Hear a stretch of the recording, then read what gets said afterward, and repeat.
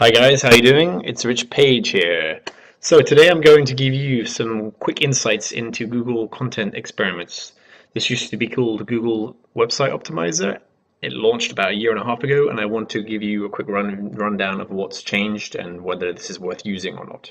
Okay, let's get started. So it's now in Google Analytics, as you can see, and if you want to get to this, you simply go to the Behavior tab on the left-hand side here and click Experiments, and it will bring you to this page once you click Start New Campaign, Start New Experiment.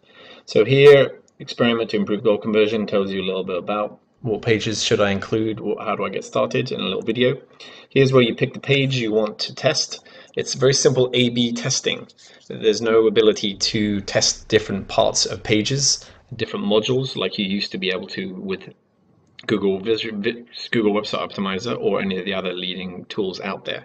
So I'm going to, just for the simplicity of this test, I'm going to put in my home page that I would want to test. It pulls up a thumbnail so you know it's found that page okay. Then the next page here is where you start to define the objectives. So I'm going to name for this experiment, I'm just going to call this Rich Home Test. Objective for this experiment. Now this is essential because you need to be able to determine what you need to determine what defines success here. So you need to find out what it is you want to improve basically here. So whether that be your sales or your leads or your email subscribers, this is where you pick this objective. And this is one of the actual things that I really like about this integration with Google Analytics, because you can pick your goals that you have hopefully set up in Google Analytics. So in this case, I have Toolbox sign up as my main goal. I click that and it will measure the success of this test by that objective, which is great. Percentage of traffic to experiment, I wouldn't change this to 100 unless you are not quite sure whether it's going to work or it has the potential to negatively impact your site. I don't know why this email notification is always off. It should be on. Strange. Advanced options are kind of hidden away. There aren't even that many of them, unfortunately. This first one, distribute traffic evenly across all variations. This is something I don't really like about the tool. It uses by default something called the multi-armed bandit methodology, which basically means as soon as it finds content that seems to be converting higher, a different variation that seems to be converting higher, it will automatically start showing that to the rest of your traffic. So it doesn't give it often enough statistical time to find the right winner. So it can often find winners too quickly. So I'm not a big fan of this, and there's quite a lot of criticism of this option out there, which is why they have now given you in an update about 6 months ago the ability to turn this on. Distribute traffic evenly across all variations. So that way it gives each of the variations you're testing a much better chance of winning over the 2 weeks or whatever. So I would always suggest having this on. Set minimum time the experiment run. Yeah, 2 weeks is fine. This is so that they try and stop online marketers from making quick decisions on results. Set confidence threshold, 95%, that's fine. I don't know why they even have that there. This confuses way too many people, and you just need to trust that 95% confidence is needed. Next step. This is where you actually configure your experiment and you tell it which page you want to test it against. And again, as I was saying, this only lets you do A/B testing, A/B split testing for different pages. It doesn't let you set up tests for different modules on different pages like you used to be able to in Google Website Optimizer and the other leading tools out there. So immediately, this is a real big drawback of the tool that I don't like, and it makes it hard to test pages that are dynamic or pages that are very hard to change technically, things like in the shopping cart. So for this just real brief example, I'm going to run this test and compare my homepage to my services page. So this will mean that half the people will see my homepage and half the people will see my services page. As you can see right here, it shows you a visual example of them.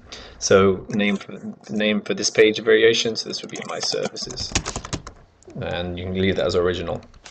And then if you want to add variations, if you want to do another page to test it, so it's an ABC test, and you'll obviously need enough traffic to be able to run this test. And I have a recent blog post that tells you how much traffic you need and what to do if you don't have enough traffic.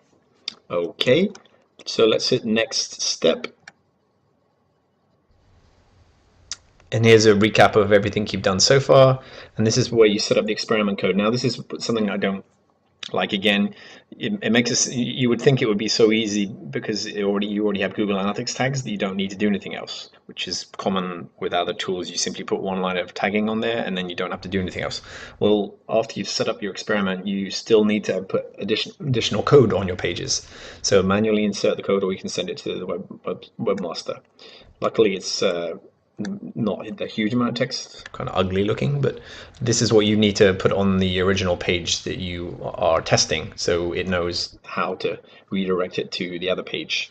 And as I said, it is actually a redirect, so you may notice a very initially a few seconds on your page where it is a redirect. So I personally don't think it's a very good way of redirecting for a user usability standpoint. So I am going to hit next. This is all very useless kind of information that you don't really need to know. Additional information like the experiment key. Why is it important to know this? Next step. And this is basically review and start. So it's going to check whether you have your code on the page. So it's saying here it hasn't found the experiment code. That's because I haven't put it on there yet, which is good.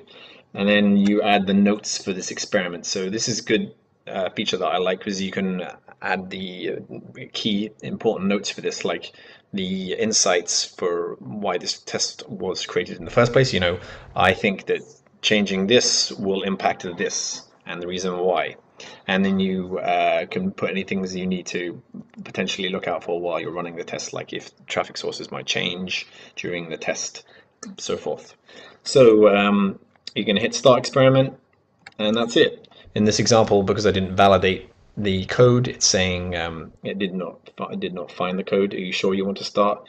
This is good because you can bypass that if you know the code's on there. So I'm going to hit click yes, and that is it. Experiment is launched.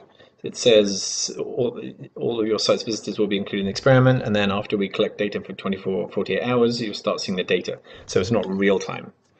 So that really wraps up just a quick walkthrough of it, but read the rest of my article that is associated with this, and you'll see some of the other major things that you should know about this tool.